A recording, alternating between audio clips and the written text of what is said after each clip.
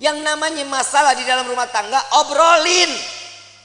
Jangan didiemin. Kenapa? Itu akan menjadi bom waktu. Setan gosok tuh hati kita. Setan masuk ke dalam pikiran nih. Kuping kita dibisikin terus. Oh, jangan dikasih maaf. Jangan, gak usah perlu minta maaf. Oh, jangan dimaafin. Itu pasti setan akan ikut campur.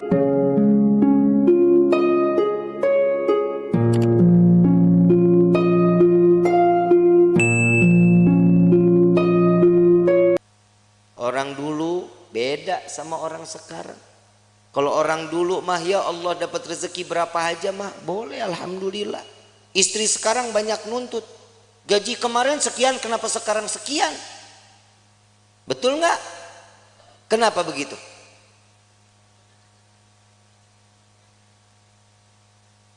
Urusan rezeki siapa yang kasih? Kenapa mintanya sama suami? Mintanya sama Allah, tapi doanya di samping suami. Ya Allah, berikan rezeki kami yang banyak lewat suami saya. Samping telinga ngomong kalau lagi tidur juga. Ya Allah, lipstik beak.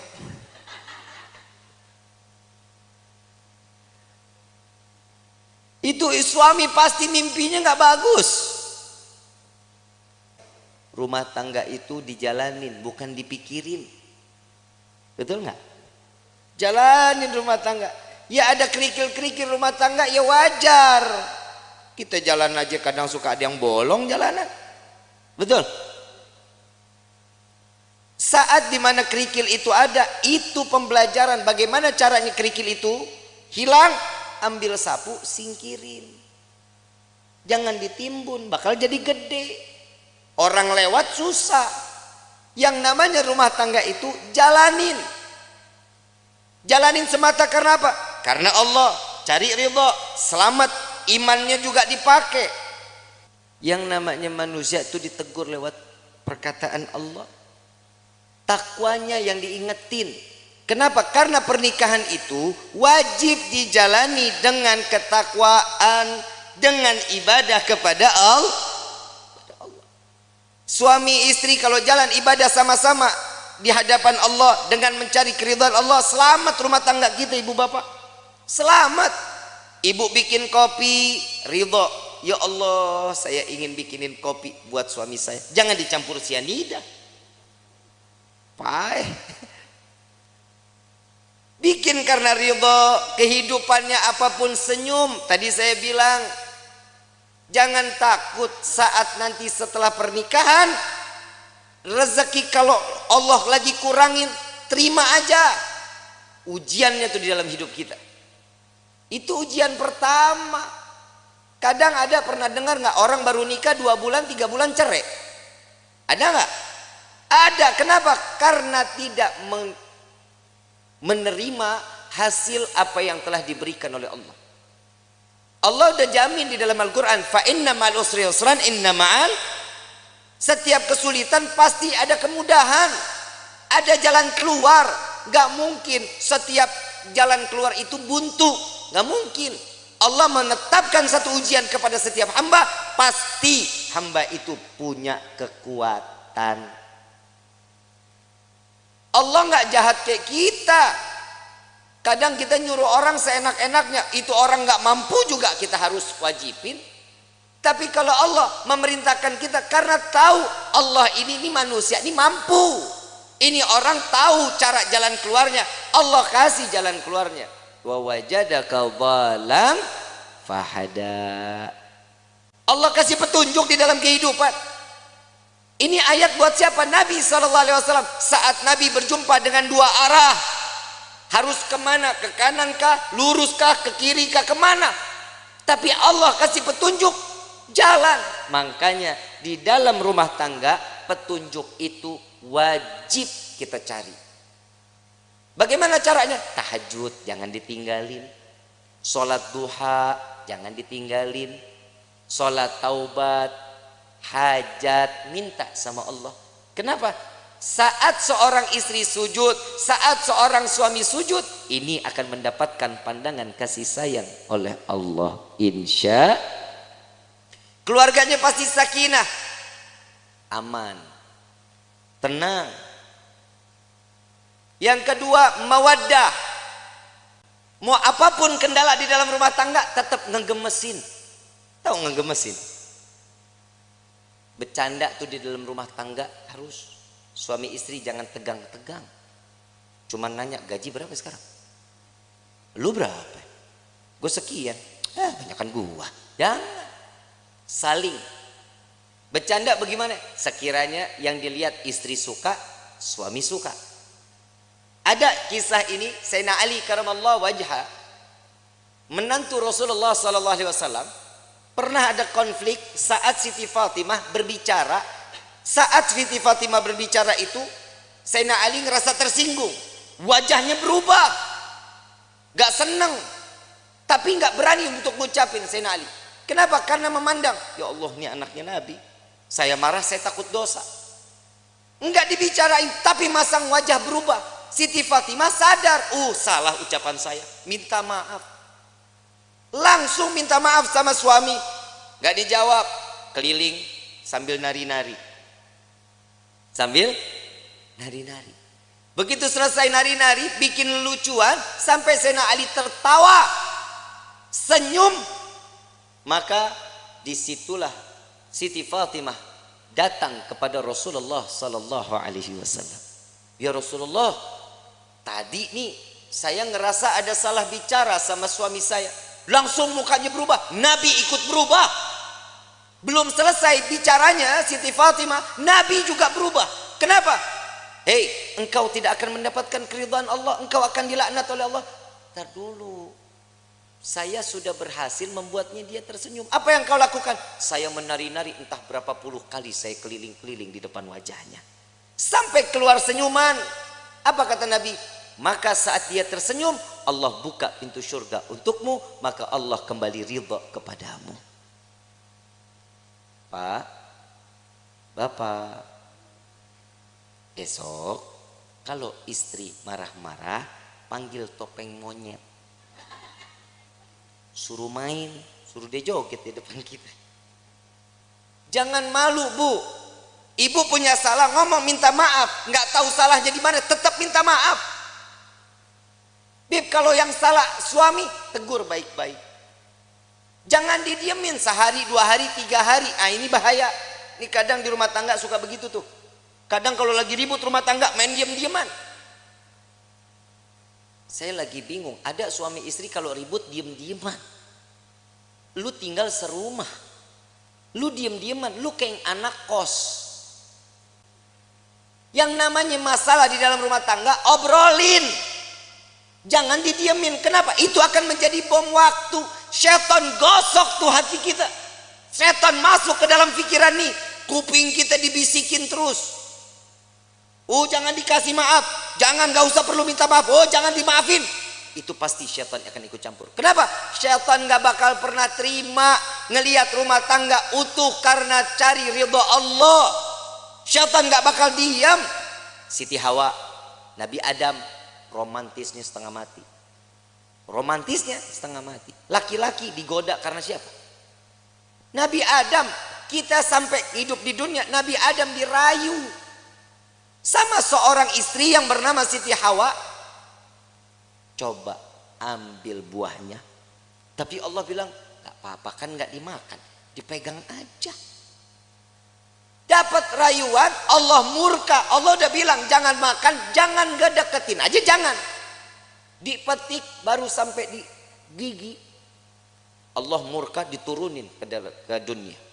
Coba kalau Nabi Adam gak makan, gak ngedeketin, kita hidup di sorga semuanya ini. Tapi kadang manusia suka nuntut macem-macem sama Allah. Kalau lu mau nuntut, nuntutnya Nabi Adam. Gara-gara Nabi Adam makan buah khuldi, kita jadi ada di walahar. Aturan kan kita di sorga semuanya ada. Gak capek-capek kerja, capek-capek nulis CV, ngajuin, kadang diterima, kadang kagak. S1 cleaning service. Kadang begitu. Kalau kita hidup di sorga kan nikmat, tapi inilah bagaimana kita bisa kembali ke dalam surga. Ujian dalam hidup itu yang membuat kita kuat di dalam iman kehadapan Allah. Suami mah perintahnya dikit, cuman ngasih nafkah yang halal, memberikan satu kebaikan, jangan mencontohkan suatu keburukan. Itu tugas suami. Istri pasar, masak, sajiin makanan, betul, ngurusin anak, rapihin rumah, betul, nyuci, ngepel, nyapu, nyetrika. Banyak gak kerjaannya? Emang elu tugasnya. Terus fungsinya suami ringanin beban istrinya, itu suami.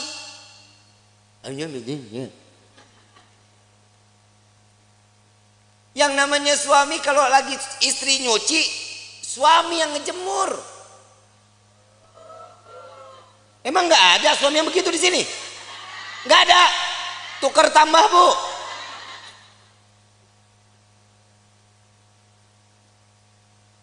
Suami angkatin jemuran, istri yang nyetrika.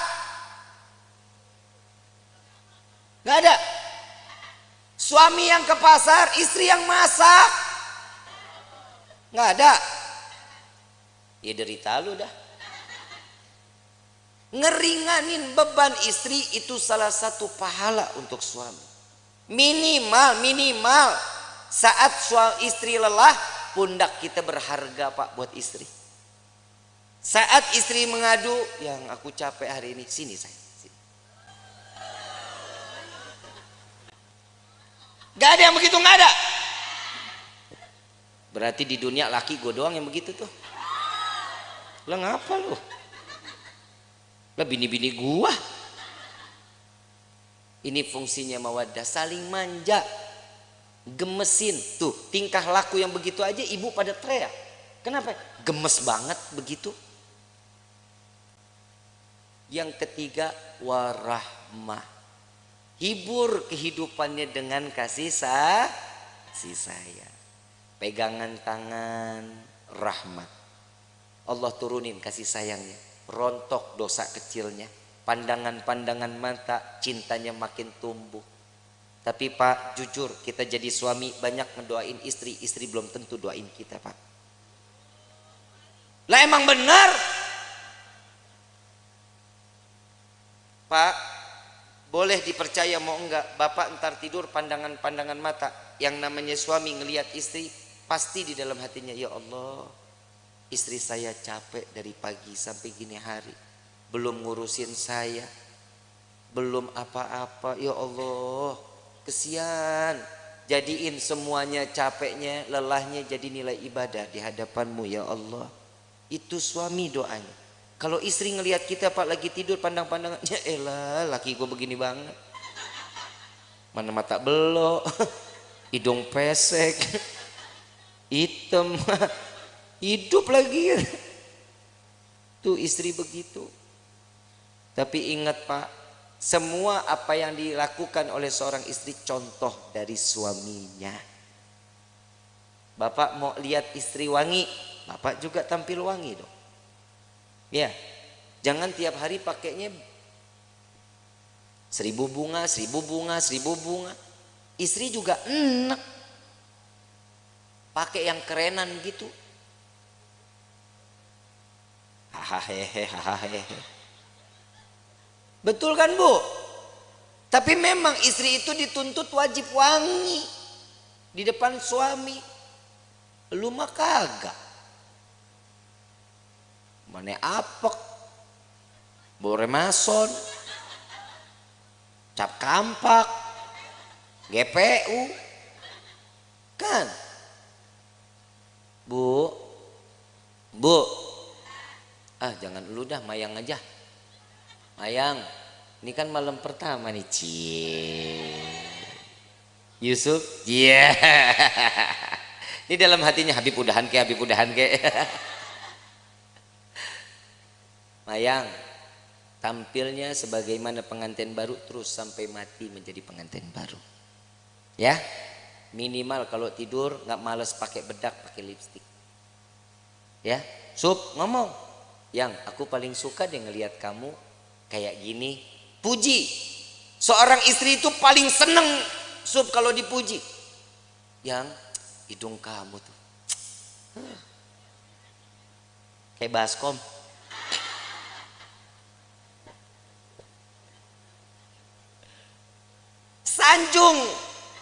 Sanjung istri.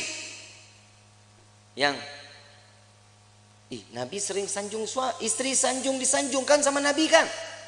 Disanjung Humairah yang pipinya kemerah-merahan. Bapak ngomong, nih Dibit masalahnya orang hitam legem. Mana merahnya? Ya minimal kan dipanggil manis kan bisa. Sweetie kan bisa. Jangan dipanggil Blacky. Wah. Jangan. Karena kasih sayang itu timbul juga dari panggilan.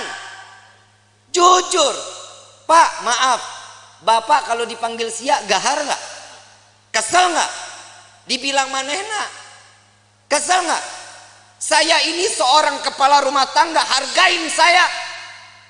Coba kalau suami dipanggil sayang, besok uang jajan nambah, Bu. Dan laki-laki juga sadar diri, wajib ngasih tahu sama istri. Lihat Rasulullah nyanjung Siti Fatimah, Siti Aisyah saat lagi sholat. Siti Aisyah, Rasulullah lewat. Ya Allah, terima amal ibadah Aisyah. Ya Allah, ampuni dosa Aisyah. Ya Allah, masukkan Aisyah ke dalam surgamu. Doa di hadapan Siti Aisyah. Siti Aisyah lagi sholat. Begitu selesai sholat langsung kabur. Ya Rasulullah, tadi aku dengar engkau doakan aku. Iya ya Aisyah. Gimana perasaannya? Wah, senang. Begitulah caraku mendoakan umatku, kata Nabi Muhammad SAW. Ternyata doanya Nabi Muhammad tetap buat umat. Kebahagiaan siapa? Umat. Makanya orang yang menikah itu mencontoh sunnah Nabi Muhammad SAW. Makanya ibu, yang namanya suami nikah jangan banyak aturan. Suami mau nikah lagi, kasih. Emang apa? Perih. Lebih perih suami ngelihat lo cemberut mulu. Betul Pak? Pulang dari pagi sampai sore ngelihat istri udah begitu aja modelnya, dari mulai bangun tidur sampai sore begitu. Muka demek, rambut berminyak. Begitu dicium, ya Allah, bau kompor. Bu, mau suami betah di rumah mau? Yang rapi dong. Kelihatan suami bakal pulang kapan? Mandi, rapi, bersih. Saat ngadepin suami, suami pulang ngelihat istri cantik, ya Allah. Itu capek ditinggal di pagar, Bu. Nggak diajak masuk capeknya. Mah, kemon. Gak ada cah. Kalau ini sudah di rahmahnya ini kita jalanin, inilah yang namanya baiti jannati, rumahku surgaku. Tapi kalau ini nggak ada, iman nggak ada, siap, rumah jadi neraka. Rumah jadi neraka. Ibu bapak romantis suami istri, anak ngelihat senang, anak pasti akan contoh kelak nantinya dia bersama suami atau istrinya akan sama sebagaimana rasa kasih sayang yang dicurahkan oleh pasangan ibu dan bapaknya. Kalau anak tiap hari ngelihat orang tua ribut, besok anak begitu juga. Apalagi kalau ada bapak kasar sama istri. Nah, punya anak laki-laki, punya anak perempuan, besok tuh anak kalau udah gede punya psikologinya berubah, takut sama laki-laki, dia akan cari pasangan perempuan. Lah emang udah banyak sekarang yang begitu. Sebenarnya itu faktornya bukan hanya itu. Yang kedua, ada salah sama siapa dia bermainnya, sama siapa dia berkawannya. Makanya rumah tangga itu diisi dalamnya dengan iman, kenalin Allah sama nabinya, maka rumah tangga akan berkah. Ini ibu kagak sholat, bapak enggak sholat, anak dituntut untuk hafal Quran, kan PA.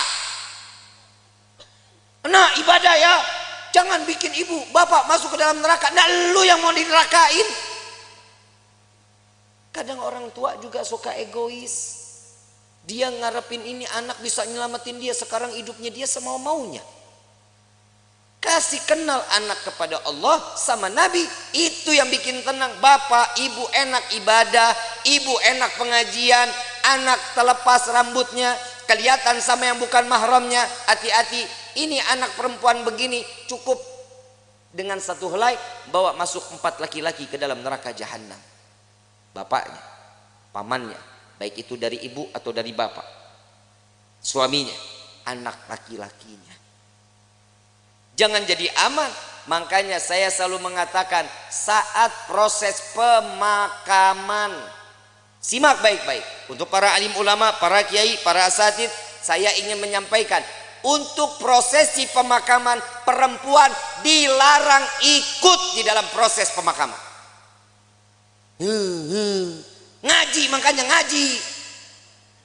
Jujur kiai, jujur ustadz, ustazah, benar. Ini yang masih menggunakan tradisi ini cuma para habaib sama syarifah. Sekarang proses pemakaman saat keranda jenazah dibawa, perempuan ikut di belakang. Saat perempuan atau si jenazah ingin diproses masuk ke dalam liang lahat, perempuan pada ngejejer di dekat lubangnya. Hati-hati, yang namanya perempuan itu banyak larangannya. Tangan terbuka segini, ini aurat. Ibu yang ngebuka aurat, jenazah yang disiksa.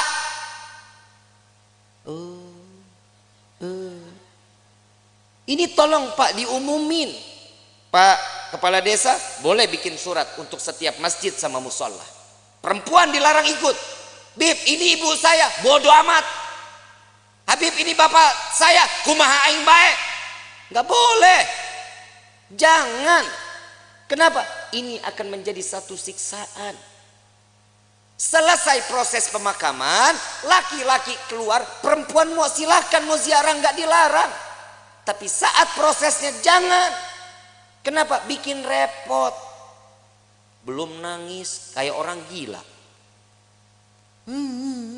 Bapak, ibu. Kalau suami yang meninggal nggak begitu nangisnya. Ya, jangan tinggalin saya. Buaya. Apalagi warisan banyak, senyum. Yang tenang ya yang. Mudah-mudahan diterima amal ibadahnya ya yang. Tuh kalau duitnya banyak. Ada laki-laki lihat, ini siapa nih yang nangis-nangis ngegerung-gerung? Oh, ini istrinya. Jandanya boleh juga nih. Ajang jodoh di depan pemakaman. Hati-hati ya. Kiai, Ustadz, tolong ini diumumkan di setiap majlis-majlis ta'lim. Ya Bu ya. Ya Bu. Ibu sayang nggak sama jenazah? Mau dia saudara, mau dia adik, mau dia siapa, biarin. Yang urus biar orang yang mahramnya, laki-laki. Emang ibu ikut gali kubur? Ibu ikut nguruk? Ibu ikut ngapain? Nontonin aja Habib. Emang perempuan tuh banyak keponya. Entar tuh dia di atas makam, nanya, itu diapain? Tuh jenazah bisa jawab, kamu nanya.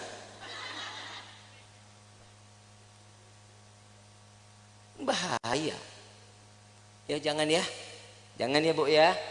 Mulai sekarang nggak boleh ikut lagi, insya Allah. Nanti kalau suatu saat, mudah-mudahan kita semua dikasih umur panjang, sehat afiah untuk ibadah kepada Allah, amin ya rabbal. Allahumma, entah keluarga kita yang meninggal, biarin aja, biarin sampai selesai. Mau ikut ke pemakaman boleh, tapi nunggu selesai proses, laki-laki keluar, perempuan baru masuk. Ya, ikut situ. Mau tebar bunga silahkan, ya, mau naruh air mawar silahkan, nggak apa-apa. Tapi saat proses, perempuan jangan ada yang ikut. Kenapa? Ini yang akan menjadi penyebab siksaan untuk ahlil kubur. Na'udzubillahi min dzalik. Kenapa? Karena perempuan itu banyak larangannya. Paham ya? Insya kurang lebih mohon dibukakan pintu maaf yang seluas-luasnya. Wabillahi taufiq wal hidayah. Wassalamualaikum warahmatullahi wabarakatuh.